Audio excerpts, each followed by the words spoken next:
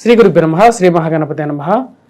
గురువు యొక్క నక్షత్ర మార్పు అనేది ఆగస్టులో జరగబోతున్నది. ఈ యొక్క నక్షత్ర మార్పు అనేది మనం గత నక్షత్ర మార్పు గురించి కూలంకషంగా వివరించడం జరిగింది. ఇప్పుడు జరుగుతున్నటువంటి మార్పు వచ్చేటప్పటికి గురు నక్షత్రం అంటే గురువు తన యొక్క నక్షత్రం ప్రస్తుత నక్షత్రం వచ్చేటప్పటికి శుక్రుడి యొక్క నక్షత్రమైనటువంటి రోహిణి నక్షత్రంలో శత్రుస్థానంలో ఉన్నాడు. ఈ యొక్క స్థానం నుంచి తన యొక్క మార్పు అనేది జరగబోతున్నది. కుజుడు నక్షత్రమైనటువంటి మృగశిర నక్షత్రంలోకి మార్పు జరగబోతుంది.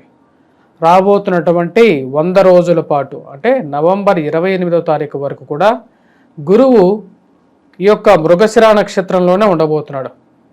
ఈ మృగశిర నక్షత్రంలో ఉండబోతున్నటువంటి గురువుకి కుజుడికి ఎటువంటి కంపాటబిలిటీ ఉంది అనేది మనం చూద్దాం. మృగశిర నక్షత్రానికి అధిపతి వచ్చేటప్పటికి కుజుడికి గురువుకి మిత్రత్వం అనేది ఉంది. గత మనం చూసినటువంటి 100 రోజుల పరిస్థితి మనం చూసినట్లయితే చాలామంది టీవీ న్యూస్ పేపర్స్లో కూడా చూస్తుండవచ్చు. ఇదే విధంగా కూడా ఒక డిబేట్ కూడా మనకు వచ్చేటప్పటికి టీవీ నైన్లో జరిగింది. క్రోధీనామ సంవత్సరంలో ఇటువంటి అరిష్టాలు ఎందుకు జరుగుతున్నాయి అని మనం వివరించేటప్పుడు గురువు యొక్క నక్షత్ర స్థితిగతి గురించి కూడా నేను చెప్పాను. గురువు శత్రుస్థానంలో ఉన్నప్పుడు ప్రకోపం అనేది ఎక్కువగా ఉంటుంది. అందుకే ఆగస్టులో మనం చూసుకున్నట్లయితే ఏవైతే వైరాలు ఉన్నాయో ఆ వైరాలు అనేవి కొంత శాంతించడం, యుద్ధ వాతావరణం కొంచెం తగ్గటం అనేది కూడా మనం గమనిస్తూ ఉండొచ్చు. ప్రకృతి ప్రకోపం అనేది కూడా తగ్గుతూ ఉంటుంది. ఇప్పుడు రాబోతున్నటువంటి 100 రోజుల పాటు మృగశిర నక్షత్రంలో గురువు ఉన్నప్పుడు కొంచెం కంపాటబిలిటీ అనేది ఉంటుంది. కాకపోతే కుజుడు నీచత్వం కూడా పట్టబోతున్నాడు. దాని గురించి కూడా వీడియో చేశాను, అది కూడా చూడండి. ఎందుకంటే రాష్ట్రాధిపతి అంటే ఈ సంవత్సరానికి అధిపతి అయినటువంటి కుజుడు ఈ సంవత్సరంలో కుజమాందాబ్దం కుజ నీచత్వం జరుగుతున్నది. ఈ జరగబోతున్నటువంటి కూడా అక్టోబర్లో జరుగుతున్నది అన్నమాట. అక్టోబర్లో జరగబోతున్నది. దాని యొక్క ప్రభావం అనేది కూడా ఈ యొక్క భూమండలం మీద, మనుష్యుల మీద మరియు అదేవిధంగా మరియు మిగతా చరచరాల మీద కూడా ఉంటుంది.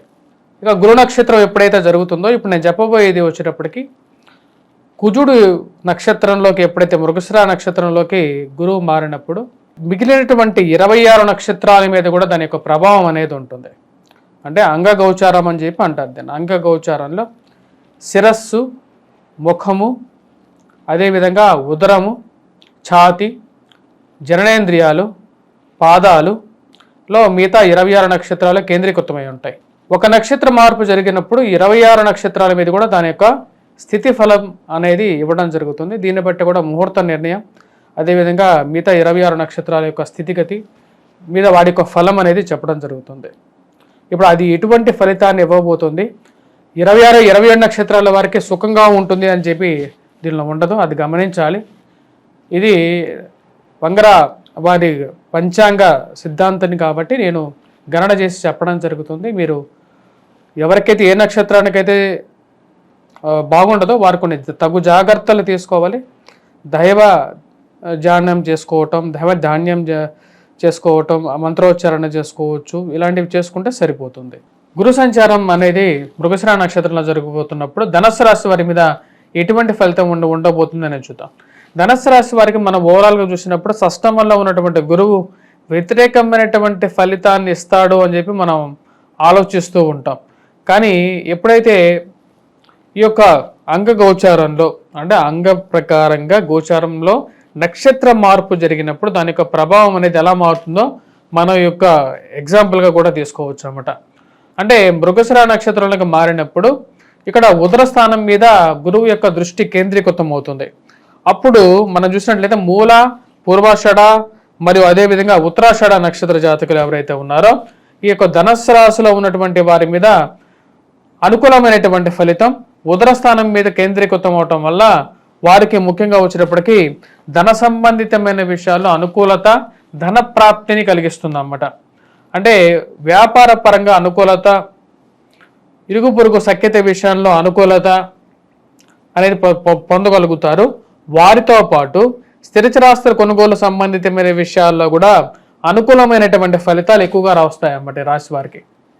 ఈ రాశి వారికి అనుకూలమైనటువంటి ఫలితాలుగానే చెప్పచ్చు. మొత్తంగా 3 నక్షత్ర జాతకులు ఎవరైతే ఉన్నారో మూల, పూర్వాషాఢ మరియు అదేవిధంగా ఉత్తరాషాఢ నక్షత్ర జాతకులు కూడా ఉదర స్థానం మీద కేంద్రీకృతం అవడం వల్ల అనుకూలమైనటువంటి ఫలితాలు వస్తున్నాయి. మరియు అదేవిధంగా వ్యాపార ప్రయత్నాల్లో సానుకూలమైనటువంటి ఫలితాలు ఎక్కువగా ఉన్నాయి. ప్రయాణం ద్వారా వీరికి రాశి ఈ యొక్క నక్షత్ర జాతకులకి 3 నక్షత్ర జాతకులకి కూడా సానుకూలమైనటువంటి ఫలితాలు, మరియు వివాహ ప్రయత్నాల్లో అనుకూలమైనటువంటి ఫలితాలు కూడా రాబోతున్నటువంటి 100 రోజుల పాటు సానుకూలంగా ఉండే విధంగా ఉంది. ఉద్యోగస్తులు ఎవరైతే ఉన్నారో వారికి కూడా సానుకూలంగా ఉండబోతున్నది. ఉద్యోగ స్థానాల్లో మార్పు చేర్పులకి, అధికమైనటువంటి జీతాలకి పొందటానికి మార్పు చేర్పులలో అనుకూలంగా ఉంటుంది. మరి అదేవిధంగా ప్రమోషన్స్ పరంగాను, ఇంక్రిమెంట్స్ పరంగాను సానుకూలమైనటువంటి ఫలితాలు పొందగలుగుతారు. స్థానచలనం జరగటం, ఉన్నటువంటి ఆస్తి యొక్క రేటు పెరగటం అనేది జరుగుతుంది. మీరు ఎప్పుడో కొన్నటువంటి ల్యాండ్ కానీ లేకుండా బంగారం కానీ దాని యొక్క రేటు పెరిగిందని అనేది తెలియటం అనేది, స్థలం కానీ మరియు అదేవిధంగా మీకు ఉన్నటువంటి ఆస్తి యొక్క వాల్యూ పెరిగిందని చెప్పి తెలిసి మానసిక ఆనందానికి పొందగలుగుతారు. ఈ యొక్క నక్షత్ర జాతకులు ఎవరైతే ఉన్నారో ధనుస్సు రాశి వారికి అనుకూలమైనటువంటి ఫలితం. గురువు యొక్క అనుకూలత అనేది ఈ యొక్క టోటల్గా రాశికే ఉందన్నమాట. షష్టమంలో ఉన్నా సరే అంగగోచారంలో ఇది క్లియర్గా రాయబడింది. ఎందుకంటే ఉదర స్థానం మీద మృగశిర నక్షత్రంలోకి ఉన్నప్పుడు అక్కడ నుంచి ఇది ఉదర స్థానాన్ని చూస్తున్నట్టుగా చెప్తారన్నమాట. తద్వారా వచ్చినప్పటికీ వివాహ ప్రయత్నాల్లో కూడా సానుకూలమైనటువంటి నిర్ణయాన్ని సూచిస్తూ ఉన్నది. నవంబర్ 28వ తారీఖు వరకు కూడా ఇది ఉద్యోగపరంగా, వ్యాపార పరంగా కూడా సానుకూలంగా ఉంటుంది. నూతన ఉద్యోగ ప్రయత్నాలు, గృహంలో వారికి ఉద్యోగం రావడం అనేది కూడా జరగడానికి ఆస్కారం అనేది గోచరిస్తూ ఉన్నది. మరియు అదేవిధంగా వ్యాపారంలో కొత్త బ్రాంచ్లు ఓపెన్ చేయాలనుకున్నటువంటి వారికి సానుకూలంగా ఉంటుంది. కొత్త షాపులు పెట్టాలనుకున్నటువంటి వారికి, అది ఎక్స్పాన్షన్ చేయాలనుకున్నటువంటి వారికి వారు సాధించాలనుకున్నటువంటి విజయాన్ని సాధించగలుగుతారు. గురుబలం అనేది పూర్తిగా ఈ యొక్క నక్షత్ర జాతకులకి మరియు అదేవిధంగా ధనస్సు రాశి వారికి వివాహంలోను, సంతానంలోను సౌఖ్యాన్ని ఇవ్వగలుగుతుంది. వారితో పాటు శని యొక్క బలం అనేది వీరికి బాగా కలిసి వచ్చే విధంగా కూడా ఉంది. ఎటువంటి పరిహారాలు చేసుకోవాలి అనేది చూద్దాం. ఈ రాశి వారికి వచ్చేటప్పటికి ముఖ్యంగా రాశితో పాటు నక్షత్ర రీత్యా చెప్పడం జరిగింది. 27 నక్షత్రాలకి ఏ నక్షత్రానికి ఆ రాశిలో ఉన్నటువంటి 3 నక్షత్రాల్లో ఏ నక్షత్రానికి బాగలేదు కూలంకషంగా చెప్పడం జరిగింది. సో ఈ నక్షత్ర రీత్యా ఆ నక్షత్ర వాళ్ళు ఎవరెవరికైతే కొంచెం ఇష్యూస్ అనేవి ఎదురవుతూ ఉన్నాయో వారి యొక్క సొంతంగా ఎక్స్పీరియన్సెస్ బేస్ మీద కూడా వారు ముఖ్యంగా వచ్చేటప్పటికి గాయత్రి మంత్ర జపం, ఎవరికైతే ఉపాసన ఉందో గాయత్రి మంత్ర జపం చేసుకోవచ్చు. లేనటువంటి వారు మేధా దక్షిణామూర్తి శ్లోకాన్ని పఠించడం, అదేవిధంగా గురువారం పూట దత్తాత్రేయ స్వామిని పూజించినట్లయితే సరిపోతుంది. లేనటువంటి వారు నివసించేటువంటి గృహంలో ముఖ్యంగా ఈ నార్త్ ఈస్ట్ సైడ్ దీపాన్ని ఉదయం పూట, సాయంకాలం పూట దీపారాధన చేయగలిగే, ఎందుకంటే మన పూజా మందిరం నార్త్ ఈస్ట్ సైడ్ ఉంటుంది, అక్కడ ఈస్ట్ ఫేసింగ్లో కానీ ఉంటుంది. అక్కడ దీపారాధన అనేది అనునిత్యం చేయాలన్నమాట. అంటే ఉదయం పూట, సాయంకాలం పూట 2 పూట్ల చేయటం వల్ల కొంచెం అనుకూలమైనటువంటి ఫలితాలు ఎక్కువగా ఉంటాయి. ప్రతి పూర్ణిమ, రాబోతున్నటువంటి పూర్ణిమలు ఏవైతే రాబోతున్నాయో అంటే భాద్రపద పూర్ణిమ, నెక్స్ట్ రాబోతున్నటువంటి అక్టోబర్లో మనకు వచ్చేటప్పటికి ఆశ్వీజ పూర్ణిమ అనేది ఉంటుంది. ఈ యొక్క పూర్ణిమల్లో వచ్చేటప్పటికి నెక్స్ట్ కార్తీక పూర్ణిమ అనేది ఉంటుంది. ఈ పూర్ణిమల్లో కానీ, ఎందుకంటే ఇది అక్టోబర్ వరకు, అటు రాబోతున్నటువంటి నవంబర్ వరకు కూడా ఉంటుంది. రాబోతున్నటువంటి 100 రోజుల పాటు ఈ యొక్క గురు సంచారం అనేది మృగశిర నక్షత్రంలోనే ఉంటుంది.